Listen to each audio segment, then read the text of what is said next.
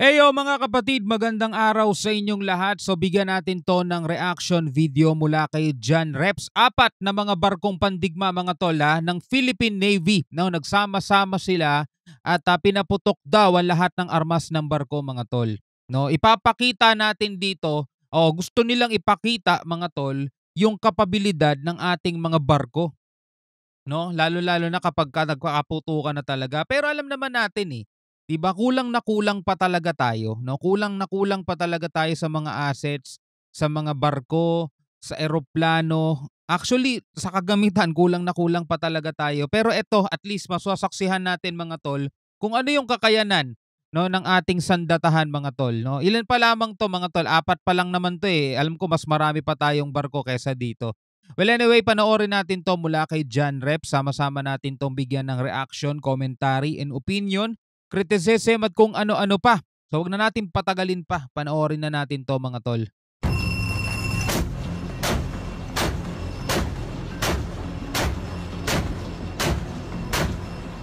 Ipinakita ng apat na mga barkong pangdigma ng hukbong dagat ng Pilipinas ang kakayahan ng mga ito na makipagdigma kung saan pinaputok ng Philippine Navy ang lahat ng mga armas ng apat na barko.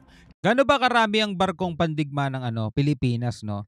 So search natin mga tol. Okay, ayon dito mga tol sa Google, it has an estimated strength of 24,500 active service personnel. So active personnel yan including the 10,300 strong Philippine Marine Corps. It operates 90 combat vessel. No, 90 combat vessels mga kapatid, no? 16 auxiliary vessels, 25 manned aircraft and 8 unmanned aerial vehicles mga tol. Ang nakalagay dito is 90 combat vessels mga tol. Yan ang meron ang Pilipinas mga tol. Alright, so dito sa Philippine Navy 2024, yan current active inventory, 59 fleet units mga tol. Yan ang meron tayo ngayon, 59 fleet units. Okay? And the following represents an overview of the modern naval fighting capabilities of the Philippine Navy 2024. The service currently counts 59 total units in its active naval inventory. This total includes frontline commissioned vessels but includes smaller patrol vessels, auxiliary, service ships, replenishment, and historical ceremonial types. The WDMMW review takes into account specific categories of warships covering attack, defense, and general support designs. Inventory numbers and related unit types are provided as is and derived from publicly available information. So makikita natin dito mga tol is currently counts 59 total units mga tol. So ganun lang kaunti, no? Kung ikukumpara mo sa bilang ng dami ng barko mga tol ng China, talagang ay nako. Anyway, tuloy na lamang natin to. Kabilang sa ginawang simulation ay kung paano umatake sa kalaban, depensahan ang mga barko laban sa missile attack at paghanap sa mga submarine ng kalaban. Kaya talaga yung mga kasundaluhan natin, Navy natin, hindi talaga sila nangangahas, no, na gumante o kaya pumalag sa ginagawa ng China dahil kung mapapasubo tayo dahil sa kapangahasan natin mga tol, baka tayo rin naman talaga malintikan. Do alam naman natin na merong mga tutulong na bansa mga tol, pero hindi pa rin natin magiging shield para mabawasan na magiging posibleng maging damages nun sa ating bansa mga tol. Sa usaping ekonomiya at saka sa usaping infrastruktura mga tol. Dahil talaga maraming infrastructure mga tol, malamang ang guguho pag nangyari yun, no? Wag naman sana. Tuloy natin to.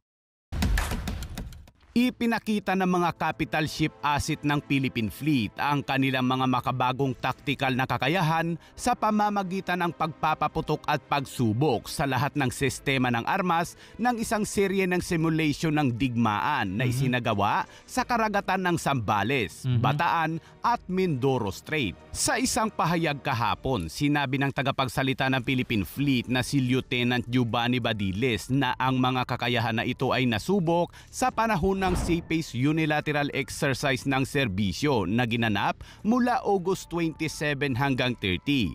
Ito ay naglalayong pahusayin ang pagiging handa sa pagpapatakbo, itaguyod ang interoperability at hikayatin ang taktikal na pagbabago sa mga pangunahing surface platform. Biruin mo no, para ipagtanggol ng isang buong bansa, meron lang tayong wala pang 100 ata. Grabe no, napakaunti ng barko natin. Ito nga yung lagi kong sinasabi mga tol sa mga reaction video natin, no? Ang structure naman o forma ng ating bansa ay hindi naman nagbago simula pa nung unang panahon. Tayo ay napapalibutan talaga ng karagatan. Tayo nga ay kalat-kalat na mga pulo kung tawagin, di ba? So dapat talaga ang marami sa atin, ang dapat nag-focus tayo mga tol is sa naval assets natin, 'di ba? Dapat marami tayong barko. Well, 'di pa naman huli yan lahat, 'di ba? Hindi pa naman huli yan lahat, pwede pa rin tayong humabol. Basta maging matiisin na lang din siguro, no? Maging matiisin na lang din siguro. Wala talaga kaya tayo binubulas mga tol ng China kasi alam nila kung ano lang yung meron tayo, yung kapabilidad ng Pilipinas. Ang mga frigates na BRP Jose Rizal, BRP Antonio Luna kasama ang mga patrol ship na BRP Ramon Alcaraz at BRP Andres Bonifacio ay nagtagpo sa itinalagang lugar upang magsagawa ng mga taktikal na maniobra, formation at pagpapalitan ng komunikasyon. Ang highlight ng unang araw ay ang live gun firing exercise na nagpapakita ng 76mm na baril ng BRP Antonio Luna at ang 38mm Bushmaster na baril ng BRP Ramon Alcaraz at BRP Andres Bonifacio.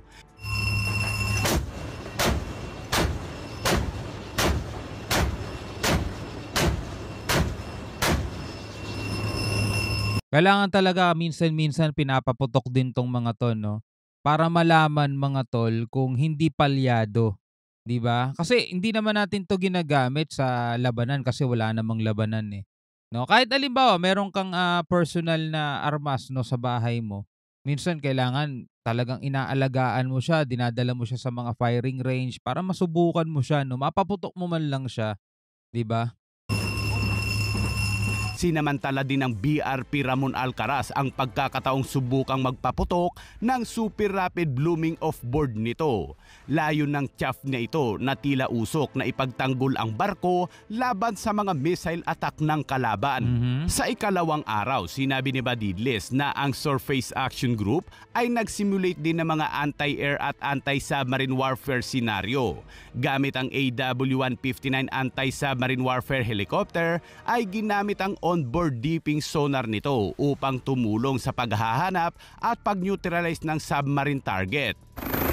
Isa pa yan, wala rin tayong submarine, 'di ba? Pero kung bibili tayo ng submarine, siguro yung presyong gagamitin no, yung perang gagamitin doon. Unahin muna natin siguro magdagdag pa ng mga barko natin, 'di ba? Sa Coast Guard o sa Philippine Navy, 'di ba? Kasi mas kailangan muna natin 'yun ngayon bago yung submarine eh.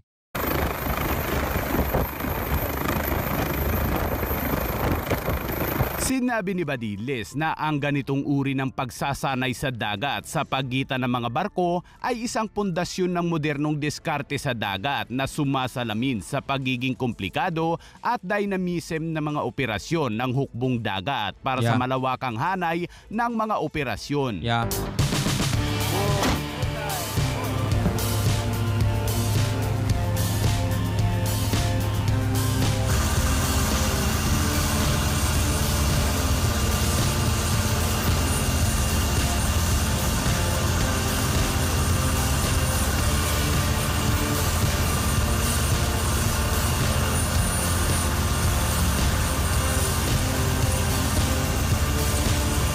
Yan, ito yung mga assets na meron tayo, no?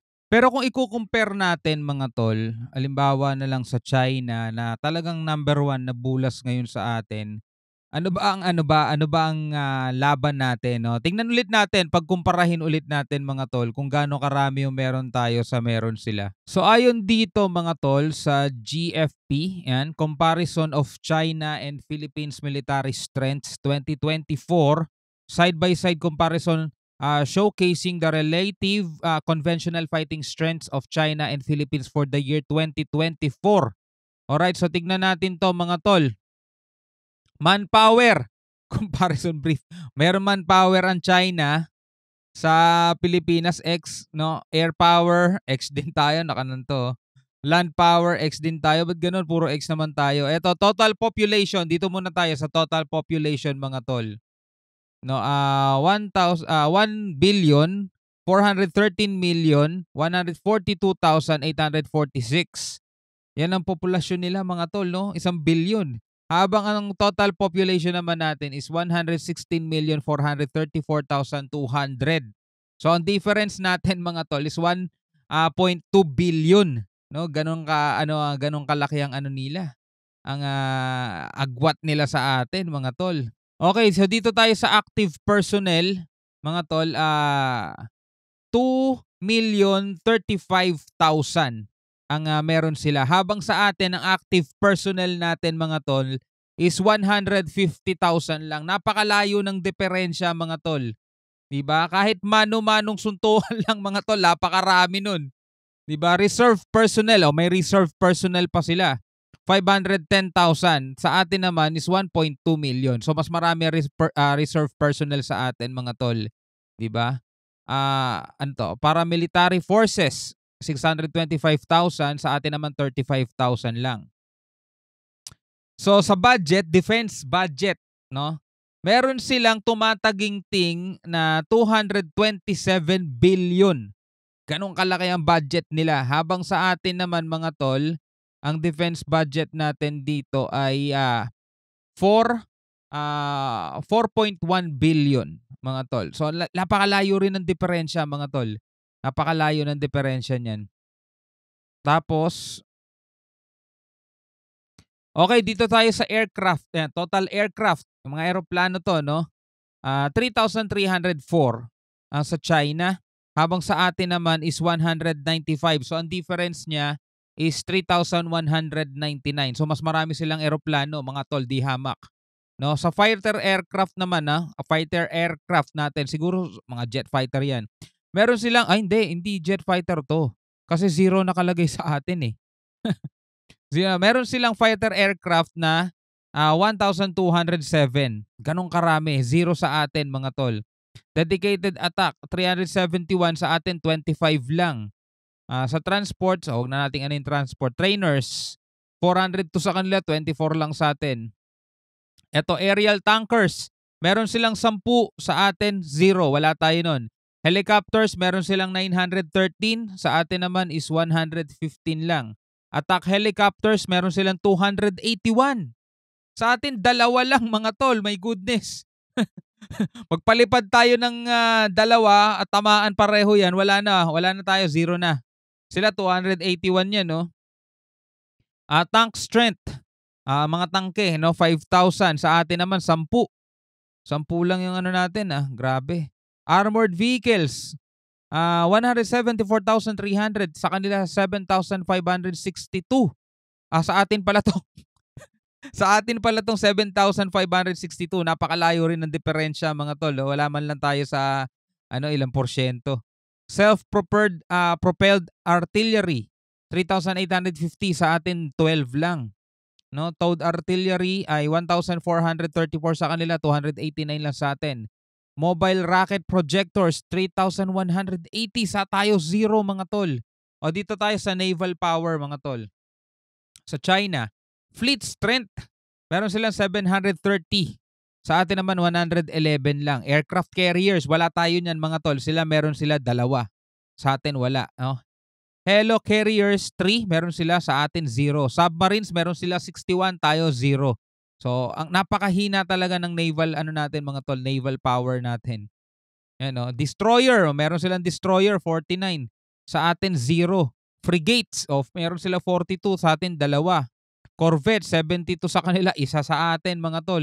Isipin mo na lang kung magtatapat yan, ang tatapat yan sa karagatan, talagang ay nako. Kaya nga tayo kinukutos-kutosan lang eh. Patrol vessels nila, meron silang 150, sa atin 50 lang. Mine warfare, 0 sa atin, 36 sa kanila.